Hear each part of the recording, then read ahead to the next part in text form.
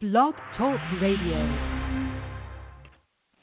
You are listening to Shriekfest Radio. Good evening and welcome to Shriekfest Radio. This is Denise Gossett, the festival founder and director, and your hostess for the evening. Let's see, Shriekfest is a horror, thriller, sci-fi, fantasy film festival, screenplay competition. We also have a music video category. Shriekfest Radio has been on the air for 6 years now. This is the 191st show. Shriekfest.com is our website. Call for entries is open. We are currently in the early bird call, so that will last up to February 1st, so get those projects in. Shriekfest LA will be October 3rd through the 6th, celebrating 19 years, and Shriekfest Orlando will be November 2nd, celebrating 3 years. Super excited. We just had one of our Shriekfest Presents, and we did the 40th anniversary of Alien on January 11th, and that went great, a lot of fun. Our next Shriekfest Presents will be March 15th with Evil Dead 2.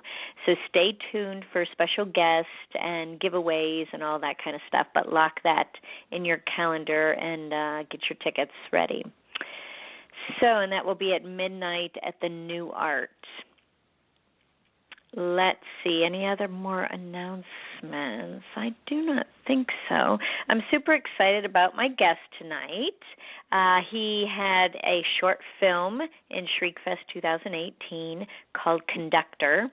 He's a director, a producer, a writer.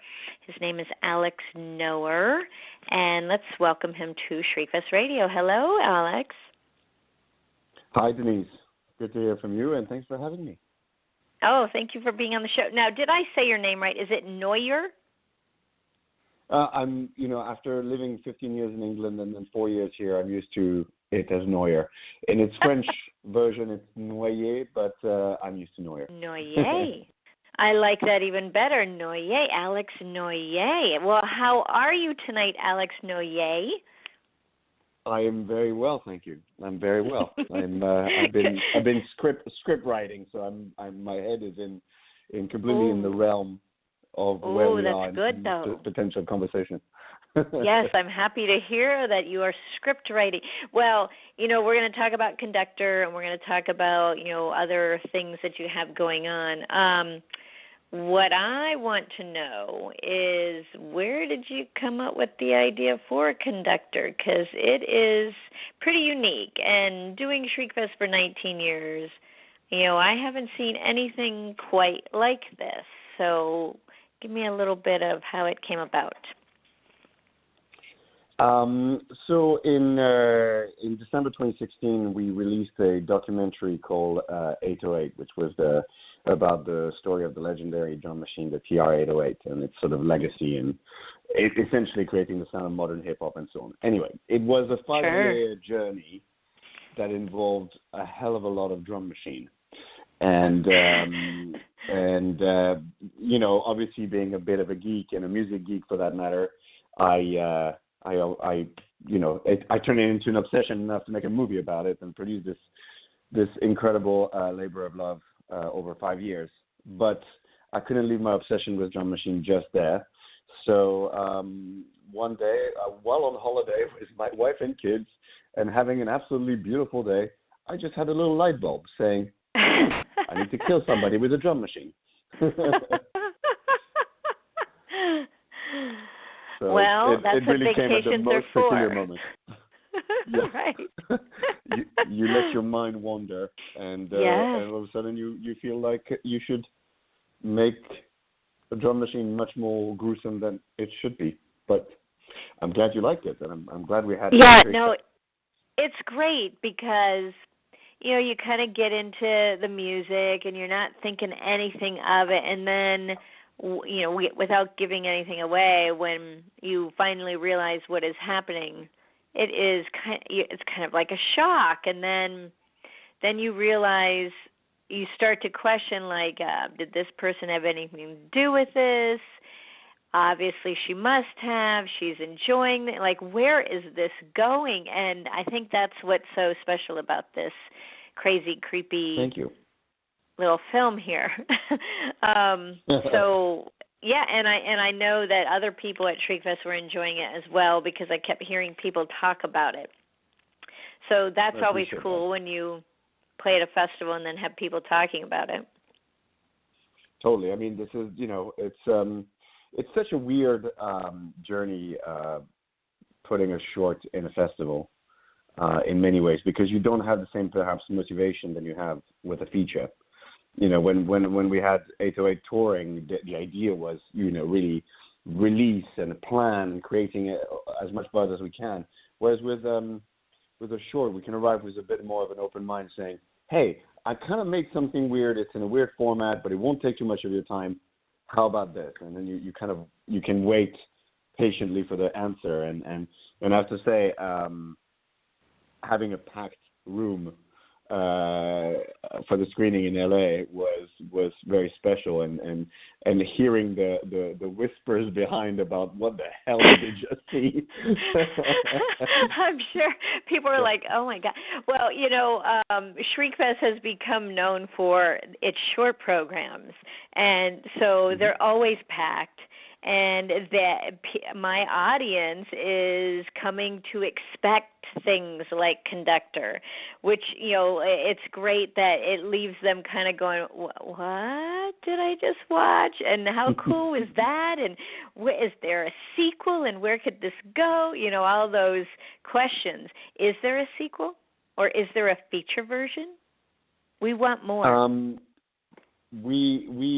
So I'll be brutally honest. When I made Conductor, I didn't necessarily have. I had a lot of ideas about building the world around it and the stories. Like what I've taken always a lot of notes about the characters, about what happened to them, why are they doing this, and so on. But I hadn't made the decision of whether or not it could work as a feature. But then people are asking me. They want to know more. They want to hear before, after, during, why.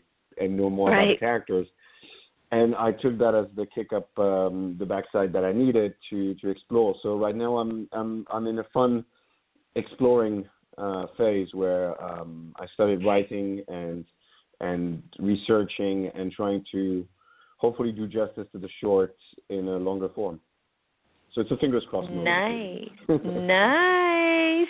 Okay. Well, that is super exciting because we might actually get some answers of more how this all came about. And I'm very excited to hear that, Alex.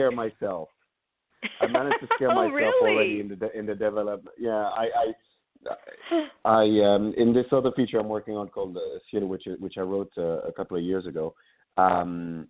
I scared myself a few times while writing it, like literally stepping away from my desk, saying, "What the hell did I just write?" Well, oh wow! In my work now on Conductor, just with the short, but now with the potential feature script, I'm really like I'm sat at my desk saying, what just happened? And I started laughing at my screen, and I'm just like, and my wife caught me a few times laughing at my screen and wondering what the hell is going on. And okay, what goes on? It's such a fun process. I love what I do. I have to say, it's one of those things. Loving your job is one privilege in this world, and the fun you can have exploring further genre filmmaking is something which, I don't know, still gives me shivers down my spine. Yeah. Thinking that I can do that as a day job. Yeah, absolutely. And so you direct, you write, you produce. Is there any one that you gravitate more strongly towards? I think in genre, I'll be really focused on directing because I'm a visual storyteller. Because the way I write, even my producing partner Hanno said that my script was essentially a shot list with dialogues. So I will not claim to be the most skilled writer, but what I write is visually, like, people read it as, okay, now I see exactly what you're talking about. So sure. I'm definitely more angled towards directing, and I'm looking forward as well to directing something I didn't write. I'm I'm not giving up on producing at all. I've done it for 15 years now, and the same way as I will not give up on documentaries altogether. But just for now, I'm really focused on this exciting project and really, hearing the sentence "What's wrong with you, Noyer?" a few more times. And I noticed you said Noyer instead of Noyer. So you're hearing it an awful lot here. Yes, I do. I definitely did. I in testing this movie was rather fun. Oh, I'm sure. Okay, so now you said you write like in pictures. So does that mean that you did or did not do storyboards? I did storyboards. Yeah. Okay. I actually. I mean, funny enough, my father wouldn't be very proud. My father is an artist; he's a painter. He wouldn't be very, very proud of my drawing skills, but I did. I did storyboard, and I still do. Even now, when I was researching for the feature script of Conductor, I got stuck with the words, so I started to sketch what I wanted to build. I don't want to spoil it, but I was building something quite tricky. So I did a few drawings of what it could be like, to then go back into the script and try to work off the sketches I'd done. That's interesting. I have not directed a film, but in college I did direct some theater, and I would literally not sketch it, but I would have little figurines and place them around of how I was going to block and all of that. So yeah, I'm very curious because when you are storyboarding, obviously you are looking at it through the camera. Do you do it for everything, or do you just do it for big action scenes, something that you want to really get across what you're going for? Time is going to be the decider on that. If I have the time to storyboard as much of the scene as possible, for example, for Conductor, it's a 6-minute film, so I actually got to do a few pages of storyboarding, and also I was taught the greatest trick in storyboarding, which is especially when you're shooting anamorphic, is that the shape of your screen is the perfect proportion of a dollar bill. So what I do, I took sheets of paper and essentially traced around a dollar bill, screen and screen again. So they were not too big, but they were still, so I could put 3 or 4, depending on which sheets and which angles. And I could then, make actually quite a few and then sketch on them and put more details when I felt that one shot would change that way or this way. Wow. And I will give myself as much time as possible to explore something visually. And there's always the urgency to just go straight for the action, but then when you start drawing, then this is when the idea starts saying, well, actually, I also want to draw it that way to just remember this idea.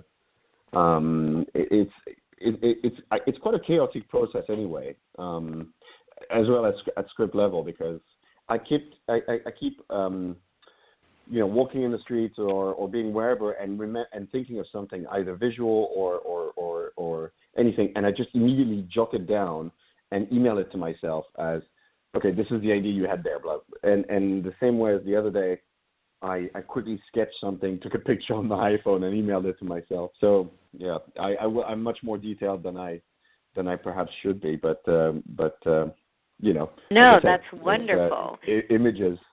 Images talk to me. I thought I was the only crazy person that emailed myself things.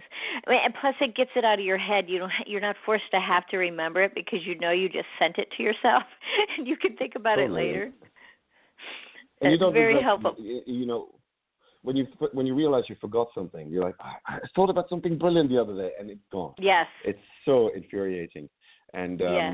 and sometimes you email something and you're like, well, actually, that's nonsensical, and you delete it. But at least you had it there for a second look. And I think that's and just like I had the idea of Conductor on a beach and with my family, you never know when something might hit, and or you might see something, or you might and now with an iPhone in our pocket, we can just all the time capture whatever we're thinking or seeing, or and make sure that we can compile it and turn it into something that will make people believe that you're completely and utterly crazy. So. Now, you said your dad's an artist. Is that kind of how you started down this road? Yes, I'm born and bred in sort of media and art. One side of my family is in media, and the other side were two generations of painters, and so I was always kind of torn between those. But then my obsession was more towards moving images, and initially I was headed down the path of advertising and television.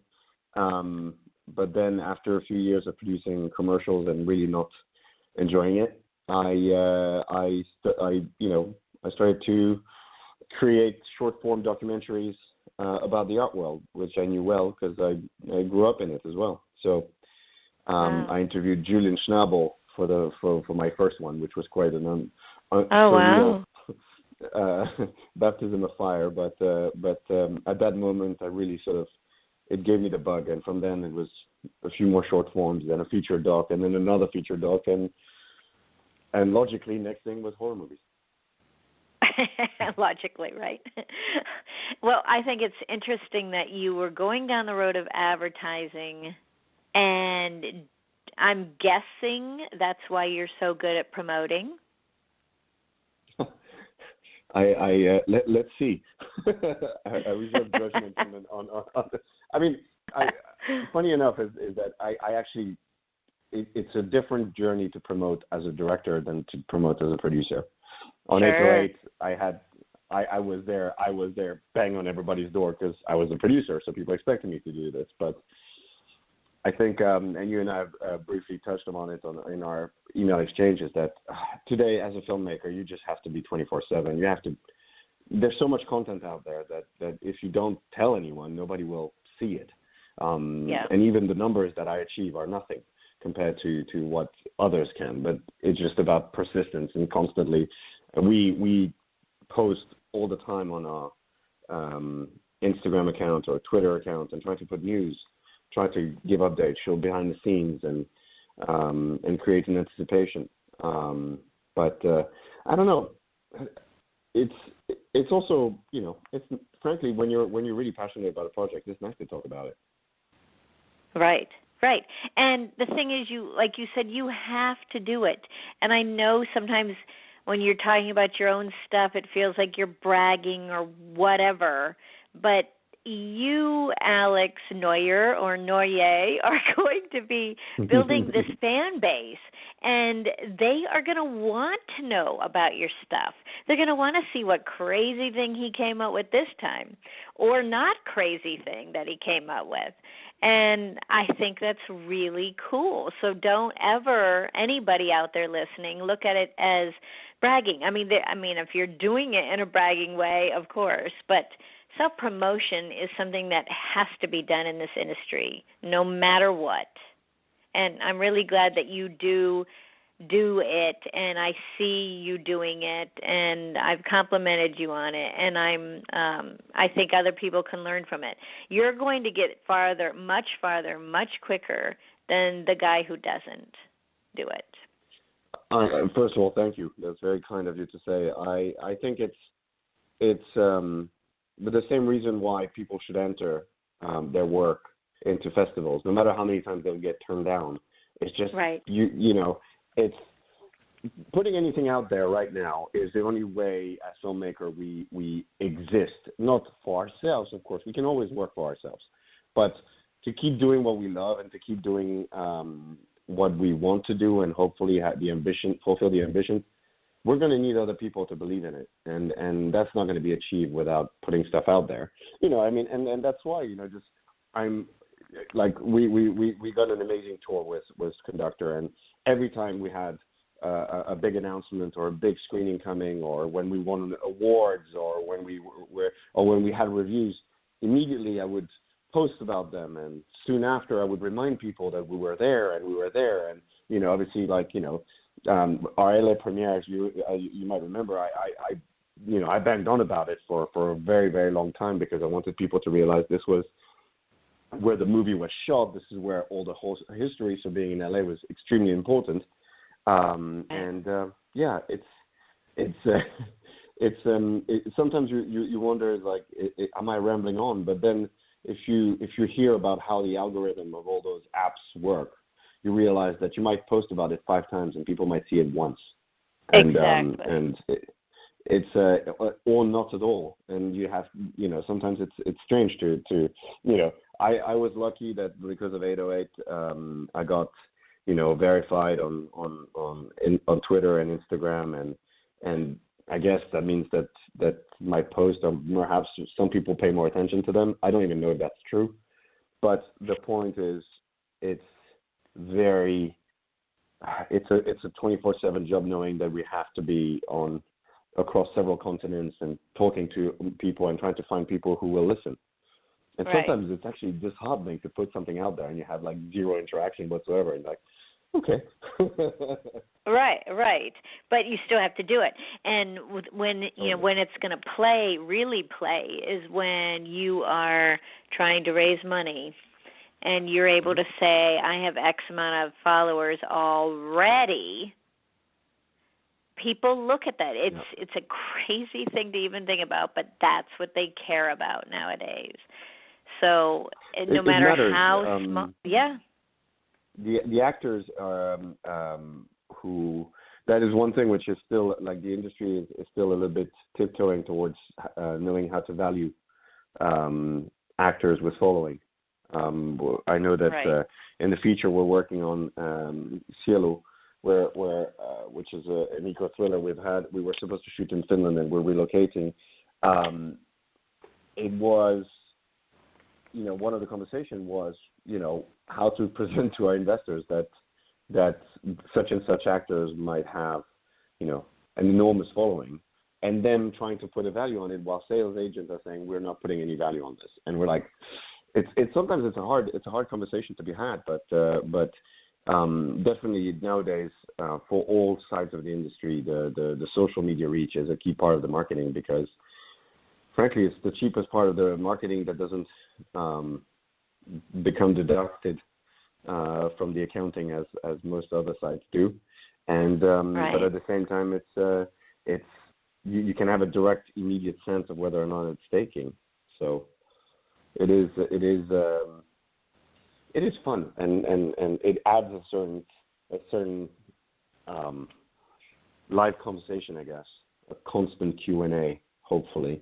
Right. To what we do. Yeah, exactly. And, like I follow the rule of for every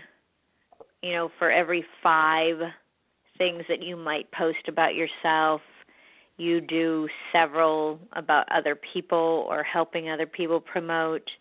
Because then it gets to the point where people aren't like, all they do is talk about their projects. As long as you're helping promote others as well, people won't. That's another way to not have people go, oh my gosh, all they do is brag about what they're doing, sort of thing. Totally. It's I mean, I think it's as well an opening conversation about relevant topics around it, and it's for us. I mean, we for example, all the artists that we have in 808 the movie, every time there's news about them, we try to repost it because we're happy. That's brilliant that you're doing that too, because then you're going to get all of their I mean, you guys worked with the Beastie Boys, Phil Collins, New Order. I mean, the list goes on and on and on and on. That is amazing. Pretty mental. It is amazing. How did you get all those people? So there's when we started, we were working actually throughout. We were working with the producer Arthur Baker, and who was one of the producers, for example, Blondie and New Order, and who also produced Planet Rock. So, and he had a very, very extensive address book. And when we first shot in Miami, that gave us incredible access. And that lasted pretty much throughout the shoot. He was always calling people. It was incredible that he was all the time, on everybody saying, be in our movie, which was great. And then wow. And then towards the end, when the project started to have gained quite a bit of notoriety in its development, we also started working with Atlantic Records, and then a friend of mine who was actually the music supervisor on the movie, through contact of his, managed to get us Phil Collins. He just told me one day, wow. I was still in London at the same time. By the way, you just got a flight to New York in 2 weeks. We got an interview lined up with Phil Collins. Oh my God! As you can imagine, I dropped everything and just headed out. And then right at the end of the shoot, Atlantic, one of the people at Atlantic gave us the interview of the Beastie Boys, and oh my God, which crowns a lot of our narrative and our edits, and was a fantastic addition, just in time as well for our South by Southwest selection. So it all worked out quite well, and wow, yeah, it was one of those journeys that still today I'm still completely puzzled when I pull out pictures. Like the other day, I realized that it was 5 years ago I interviewed Phil Collins. Something that you never think you'd say. Right, exactly. Huh? What? That is awesome. Before we run out of time, where can people find you? Where can they see Conductor next?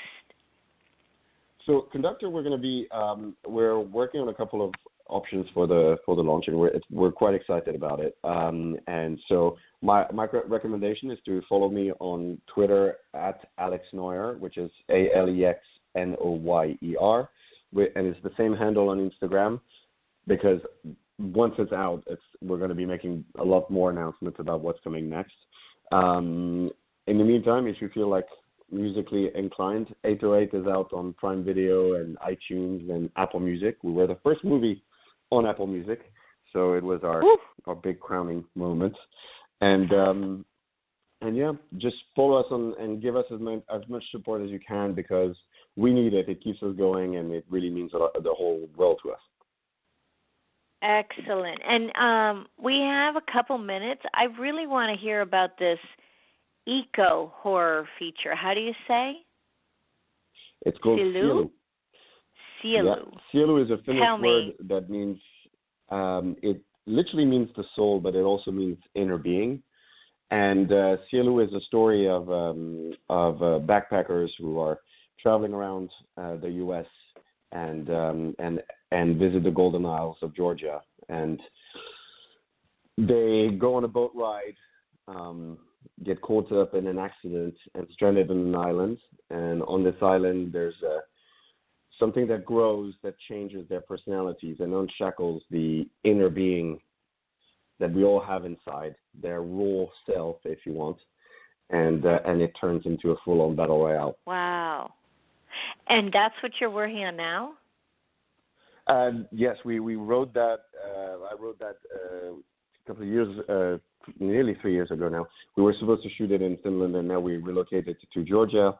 And I'm very privileged to work with Rubin, who was one of the producers on It Follows. Wow. We got introduced, and she really got into the project.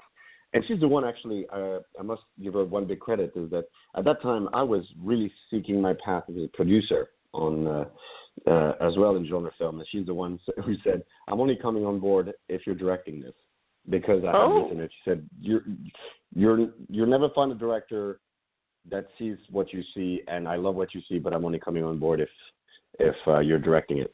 Nice. So that was exactly the kick I needed, and and a challenge. Great compliment. It was a pretty pivotal moment in my career, and it was early on.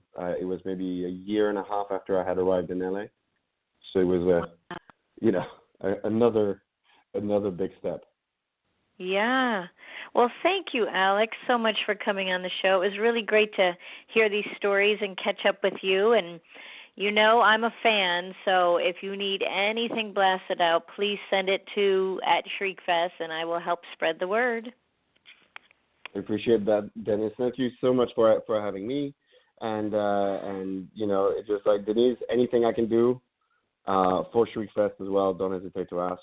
And thanks for having Conductor this year. It was a pleasure to have it there in the heart of LA. Yes. Thank you. You have a great rest of the evening. Please keep me posted on all this new stuff because I'm super excited. Thank you so much, Denise. All right. I'll talk to you soon. You too. Bye-bye. You are listening to Shriekfest Radio.